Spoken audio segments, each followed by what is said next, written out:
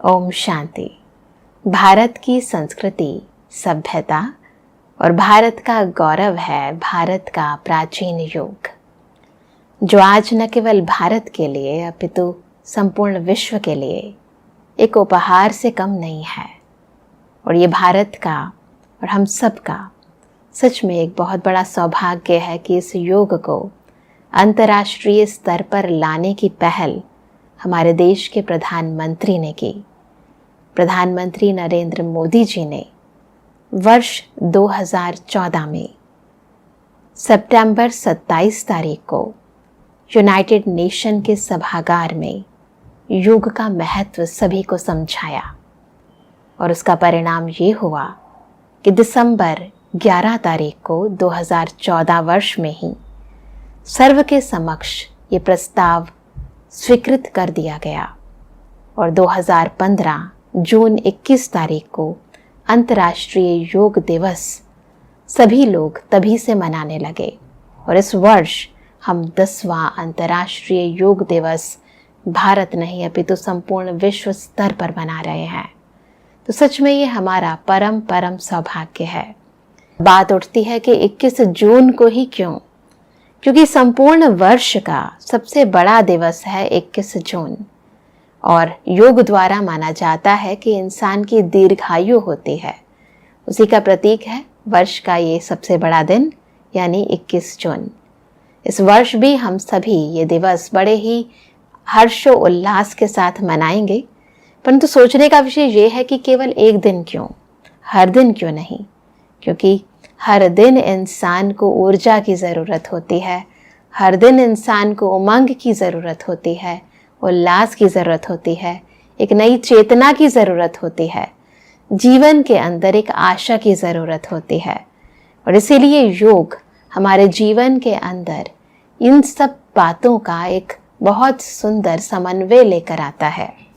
योग जो आज न केवल हमको हमसे जोड़ रहा है, अभी तो सारे विश्व की प्रत्येक आत्मा को जोड़ रहा है। और योग का अर्थ ही है जोड़ना, क्योंकि संस्कृत शब्द युज से इसकी उत्पत्ति हुई है।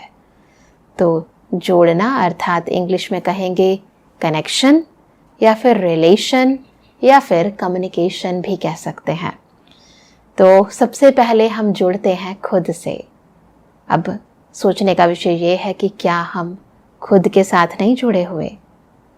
क्योंकि अक्सर इंसान जब सोचता है तो दूसरों के बारे में, दूसरा क्या कर रहा है, उसे क्या करना चाहिए, मैं क्या कर रहा हूँ, मुझे क्या करना चाहिए, खुद से तो हम बहुत दूर जा चुके हैं।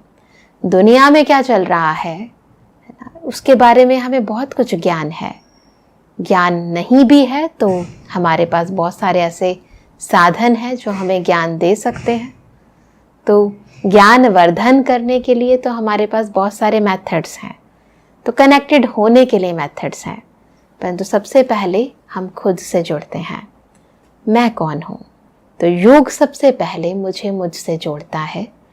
मैं उस परम पिता परमात्मा की संतान आत्मा हूँ। मैं इस शरीर के अंदर विद्यमान एक चेतन ज्योति हूँ। जब हम इस ज्ञान के बोध को अपने जीवन के अंदर स्वीकार कर लेते हैं, इस स्थिति में टिक जाते हैं और इसी स्थिति में स्थित होकर हर कर्म करने लगते हैं, तो सबसे पहले हम खुद के साथ खुद ही योग लगाते हैं। और ये योग हमारे जीवन के अंदर आंतरिक गुणों की उत्पत्ति करता है, सृजन करता है, हमारे भीतर छिपी हुई चेतना को और अधिक जागृत करता है, हमारे भीतर छिपी हुई शक्तियों को और अधिक ऊर्जावान करता है। तो सबसे पहले है खुद के साथ खुद का कनेक्शन और रिलेशन, खुद को जानना। उसके बाद दूसरा कनेक्शन हर एक इंसान का अपने माता पिता के साथ होता है। तो दैहिक माता पिता के साथ जो कनेक्शन है, रिलेशन है, उसको हम जानते हैं, अपने फर्ज भी निभाते हैं।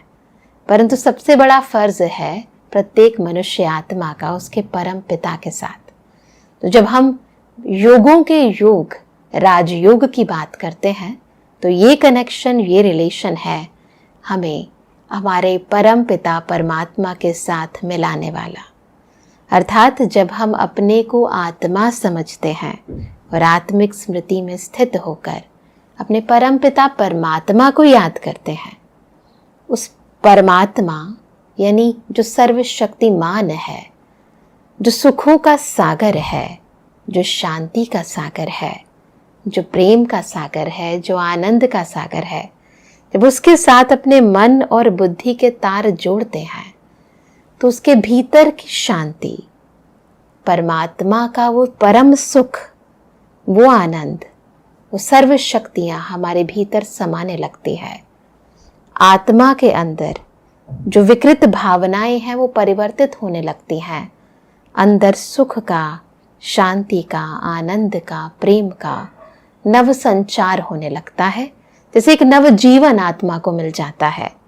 तो ये ज्योति है ना, अंदर की जो ऊर्जा है, जो शक्ति है, जो गुण है, जो अक्सर हमें लगता है कि कम हो रहे हैं, जब हम विभिन्न परिस्थितियों का सामना करने में अपने को कमजोर समझते हैं, सामना नहीं कर पाते, सहन नहीं कर पाते, धैर्य नहीं रख पाते, जब ऐसा लगता है कि ये सामने वाला व्यक्ति हमसे ज्यादा ऊर्जावान है, हम कुछ कर नहीं सकते, तो ऐसे समय पे जब हम अपने को आत्मिक स्मृति में टिकाते हैं, उस परम पिता परमात्मा के साथ योग लगाते हैं, तो हमारे अंदर की वो ऊर्जा फिर से दैदीप्यमान हो जाती है, एक नई शक्ति आ जाती है।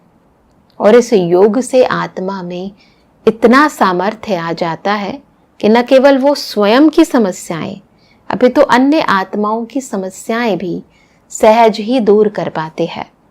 तो ऐसा योग जो न केवल मुझको अपितु मुझसे जुड़ी समस्त मनुष्य आत्माओं को प्रभावित करता है, वो है राजयोग, जो स्वयं परम पिता परमात्मा इस सृष्टि पर जब आते हैं तो हमें सिखाते हैं।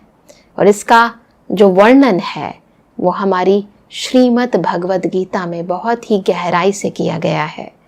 तो बहुत ज़रूरी है कि हम अंतर्राष्ट्रीय योग दिवस केवल एक दिन नहीं, अपितु अपने दिनचर्या के एक अभिन्न भाग के रूप में हर दिन मनाएं। तो आइए थोड़ी देर के लिए हम इस राजयोग मेडिटेशन का अभ्यास करें।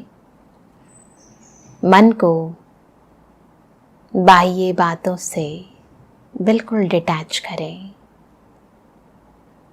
बाहर की दुनिया अलग है और मेरे भीतर की दुनिया बिल्कुल अलग है। अनुभव करें मस्तक के मध्य चमकती हुई चेतन ऊर्जा। मैं शक्ति हूँ, शांत स्वरूप आत्मा हूँ। और फील करें मेरे बिल्कुल ऊपर परम ज्योति, परम पिता परमात्मा, जो मेरे माता पिता बंधु सखा हैं, जिनके साथ मेरा अनादि संबंध है।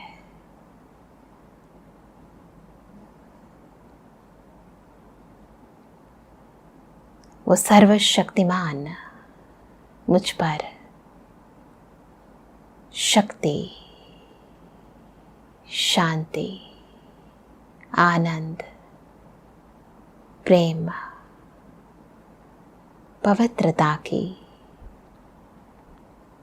निरंतर वर्षा कर रहे हैं। अनुभव करें ईश्वरीय शक्तियां मेरे भीतर समा रही हैं। आत्मा और परमात्मा का ये योग मेरे भीतर के वियोगों को, अंतर की विकृत भावनाओं को